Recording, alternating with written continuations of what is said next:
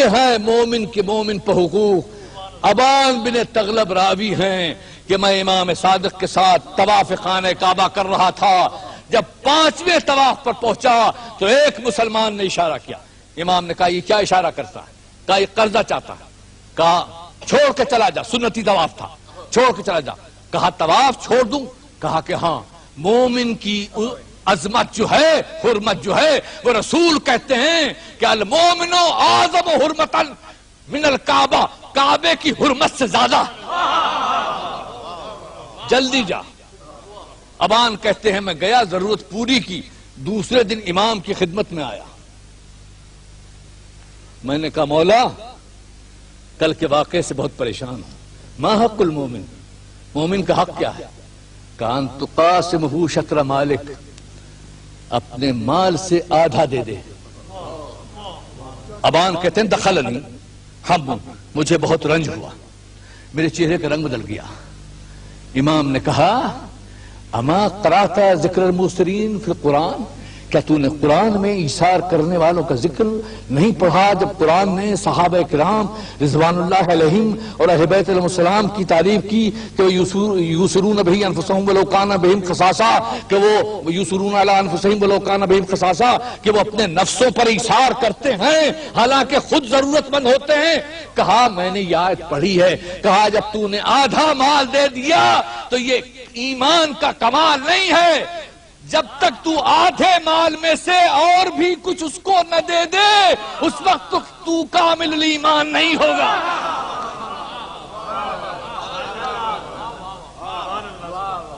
پھر شاگرد نے پوچھا ایمان کی، مومن کی حیثیت، کہا دع کیا؟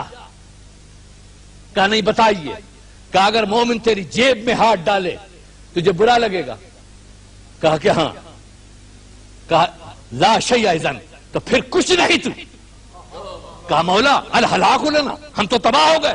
کہا نہیں، لم تعط آلامہم، کیونکہ ابھی تمہارے عقول میں ایمان پختہ نہیں ہوا، اس لیے یہ حالت ہے۔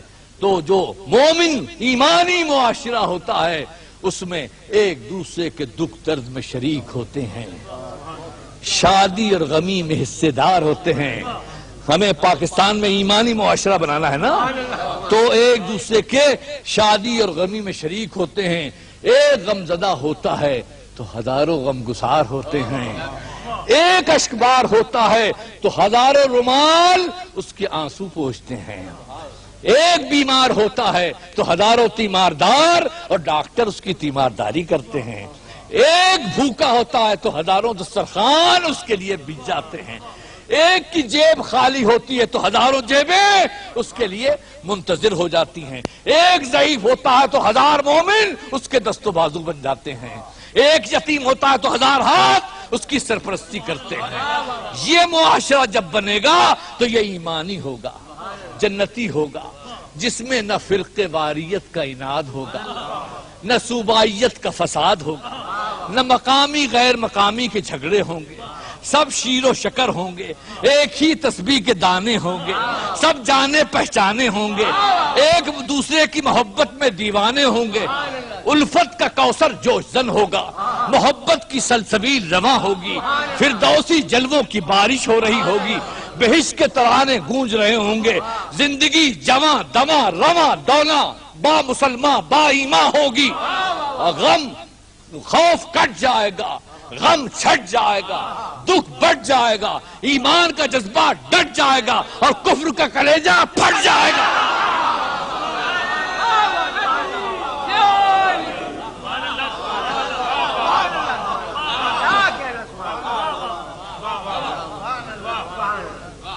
اور آسمان سے اور رحمتیں نازل ہوگی۔ وَلَوْ أَنَّ عَلَى الْقُرَىٰ آمَنُوا وَاتَّقَوْا لَفَتَحْنَا عَلَيْهِمْ بَرَكَاتٍ مِّنَ السَّمَاءِ وَالْأَرْضِ۔ خدا کہہ رہا، خدا جھوٹ نہیں کہتا، قرآن جھوٹ نہیں کہتا کہ اگر یہ مومن ہوتے تو ہم آسمان و زمین سے برکتیں نازل کرتے ہیں۔ تو اگر چاہتے ہو کہ آسمان سے بارشیں ہوں اور زمین سے خزانے نکلیں، میں قسم کھاتا ہوں قرآن کی کہ نکلیں گے اگر تم میں ایمان پیدا ہو جائے۔ ایمان لاؤ اور اس کے ساتھ ساتھ عظیم بھی ہو جاؤ گے۔ عظیم بھی ہو جاؤ۔ ہم آج نیم غلامانہ زندگی گزار رہے ہیں اور محسوس کر رہے ہیں کہ ہم اتنے آزاد نہیں جتنے ہونا چاہیے، اتنے عظیم نہیں جتنے ہونا چاہیے، لیکن قرآن کہتا ہے کہ وَأَنْتُمُ الْأَعْلَوْنَ إِن كُنتُم مُؤْمِنِينَ، تم بلند رہو گے اگر صاحب ایمان۔ یا کہہ دو کہ قرآن غلط، یا کہہ دو کہ ہم غلط۔ قرآن غلط نہیں، معلوم ہوا کہ ہم بلند اس لیے نہیں کہ ہم میں ایمان نہیں، ہم میں ایمان نہیں۔ تو اگر آپ ایمان لے آئیں تو آپ عظیم ہو جائیں گے۔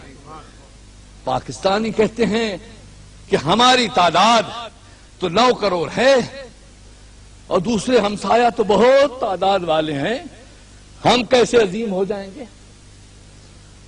میں کہتا ہوں کہ آپ کی تعداد 9 کروڑ ہے، مان لیجئے کہ 8 کروڑ اس میں مومنین ہیں، 8 کروڑ مسلمان ہیں، مومنین ہیں، تو آپ 8 کروڑ نہیں ہیں۔ آپ کہتے ہیں گورنمنٹ آف پاکستان کے حساب و کتاب سے ہم 8 کروڑ ہیں، تو میں گورنمنٹ آف پاکستان کو دیکھوں یا قرآن کو دیکھوں؟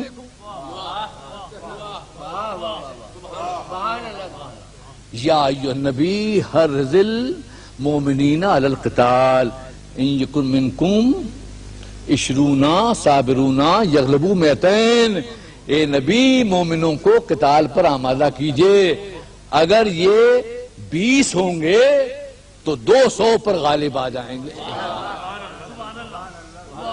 تو ایک مومن 10 کے مقابل پر ہوا، یہ تو قرآن کہہ رہا ہے، میں نہیں کہہ رہا کہ اگر تمہارے 20 ہوں گے تو 200 پر غالب آ جائیں گے۔ تو ایک مومن 10 کے مقابلے پر، اب 10 کو 8 کروڑ سے ضرب دیجئے،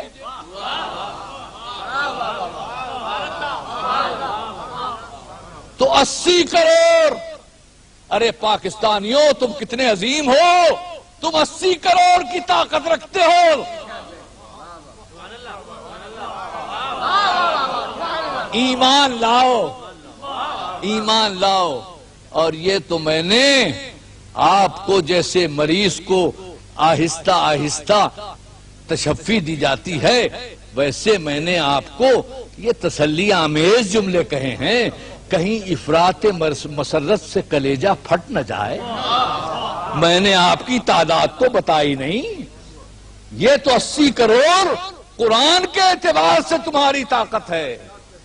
ابھی ایمان ابتدائی درجے میں ہے، لیکن جب ایمان کل ایمان سے حاصل ہوگا،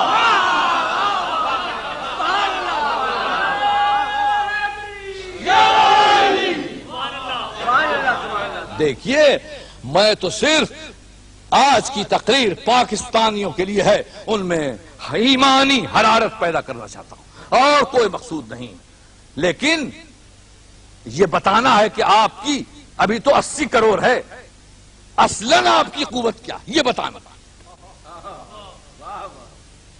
خیبر یہ عبرانی لفظ ہے جس کے معنی قلعہ مستحکم کے ہیں۔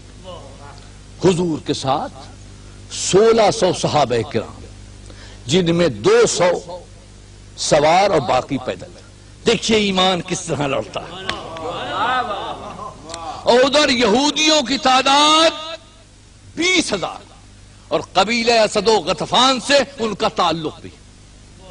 زاد المعاد کے الفاظ ہیں کہ اتینا خیبر فحاصرناہم فاصابتنا مخبصۃ شدیدہ، ہم خیبر آئے، ہم نے محاصرہ کیا اور ہماری پوزیشن بڑی نازک تھی۔ زاد المعاد کے الفاظ۔ 20 دن کشمکش میں گزرے، 21ویں دن حضور نے فرمایا کہ لَأُوتِيَنَّ هَذِهِ الرَّایَةَ غَدًا رَجُلًا يَفْتَحُ اللَّهُ عَلَى يَدَيْهِ يُحِبُّ اللَّهَ وَرَسُولَهُ وَيُحِبُّهُ اللَّهُ وَرَسُولُهُ۔ دیکھیے یہ میں نے الفاظ بدل کے کہے ہیں اس لیے کہ میری عادت ہے کہ جس میں کتاب سے پڑھتا ہوں اس کے الفاظ رکھتا ہوں۔ یہ چونکہ صحیح بخاری شریف